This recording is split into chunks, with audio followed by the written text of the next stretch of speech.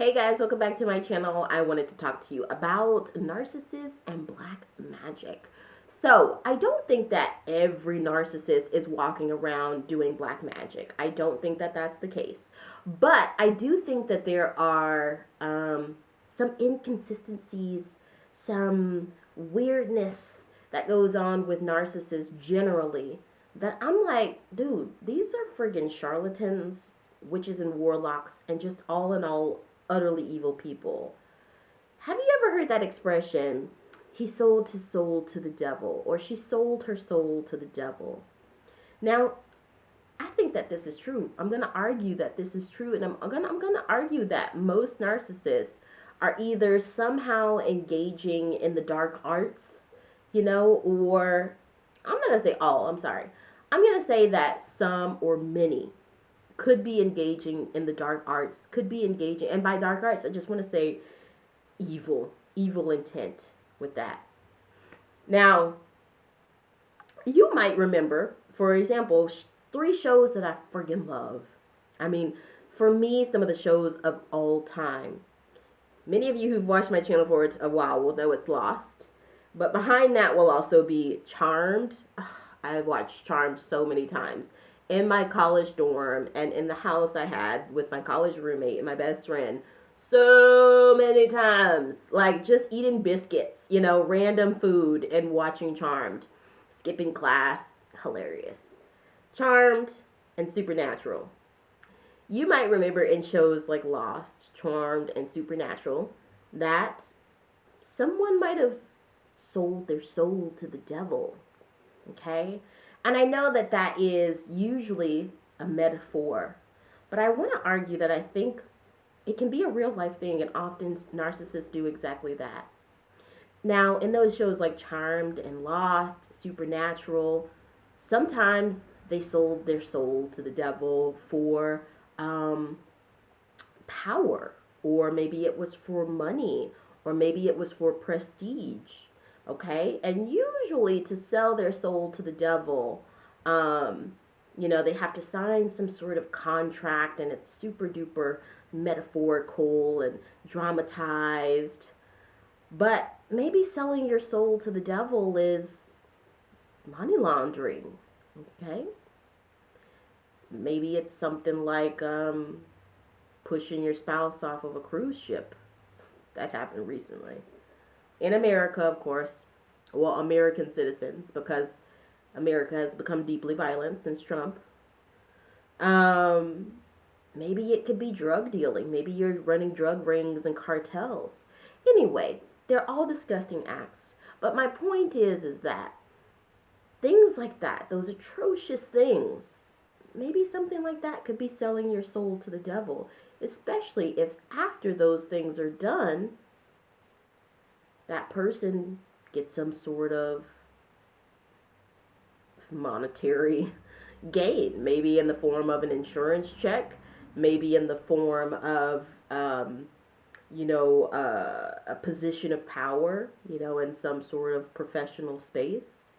Maybe it could be winning the lottery. I have no idea, But basically, something evil is done, and in return, money, power, and prestige is given. Now, if you're going to think back to your narcissist, guys, because victims of narcissistic abuse, y'all, we are soldiers. We have to recognize that we're freaking awesome. We're freaking awesome because we survived. But if you think back on your narcissist and whatever dynamic you guys had, whether your narcissist was romantic, professional, family member, whatever, many times you might remember that this narcissist somehow garnered a very, very comfortable life. Not all the times, but many times you think back and it's like, they had a very comfortable life. They had nice clothes, they had a nice car, nice house, great job, lots of money, or a job of great power, great prestige. Even if it was something that was philanthropic, they still had quite a bit of prestige and notoriety and affluence in certain circles and groups.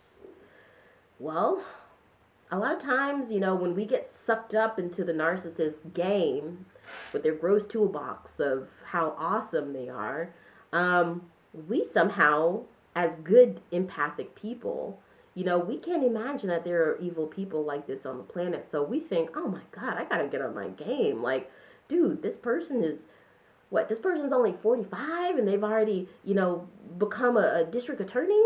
This is just an example. Or, wow, this person is 75 years old and look at their life. Look at all they've accomplished. They've funded charities all over the world. They've traveled to Zimbabwe and cured young children of smallpox. I'm just making stuff up, but whatever, you get the idea. And we sort of convince ourselves that these people are just freaking amazing and we suck. But it's not really us convincing us of that. It's them, because they do this thing of sort of, how do you call it? When you put those little nibbles of cheese out for the mouse. And they basically reinforce their insecurity by having you compliment them all the time. They basically paint this picture of how they're friggin' awesome, but really they are not. And they actually have a mask that, they have this mask. They have this mask that shows that great philanthropist, that shows that humanitarian, whatever it might be, that shows that wonderful business person, that shows that respected member of the community. But sometimes you saw that mask slip. If you think back on it, sometimes you saw that mask slip. You saw that mask slip and you saw anger, or you saw deep insecurity, or you saw something malignant, or you saw something very, very dark and scary almost. You might think back to a time of being alone with that person in the car, for example, or anywhere, being alone with that person anywhere. And maybe just randomly out of nowhere, your adrenaline started rushing and your blood started pumping, and your fight or flight instinct started kicking in.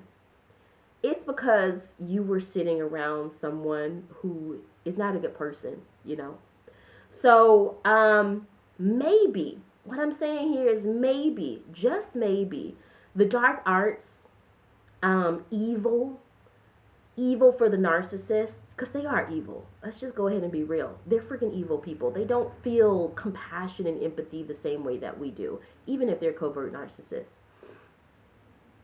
Maybe it's not the way that television shows like Charmed and Supernatural or fairy tales painted it.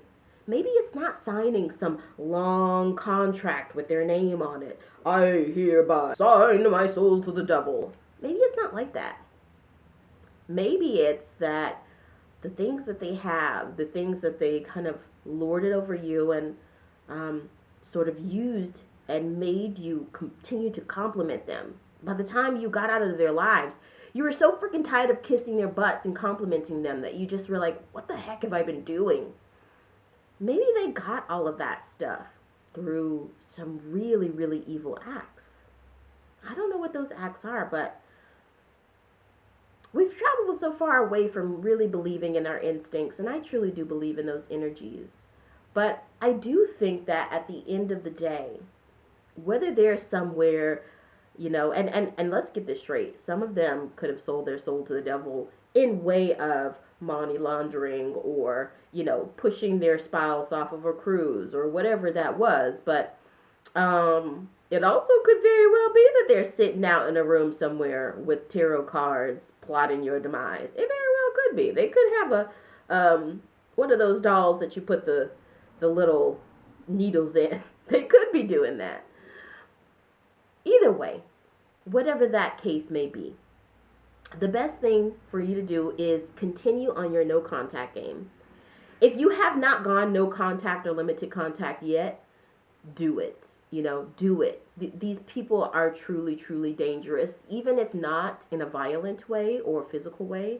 Emotionally, they are the most dangerous people on the planet. And remember that their evil, their darkness, their gross sense of entitlement, their lack of compassion and empathy the fact that they're just like not human. Their dark arts, their witchcraft, their tarot cards, their Ouija boards, whatever. For me, that's not going to come anywhere near this. And that's not going to come anywhere near this. See, they made you think that you were nothing. But you're not. It's because you are able to garner great friends, great family, and you can put your mind to anything and get the superficial material things that you want as well. But it's because you are excellent. You are intelligent. You are smart. You're kind-hearted. You're creative. You're compassionate. And it just comes naturally to you.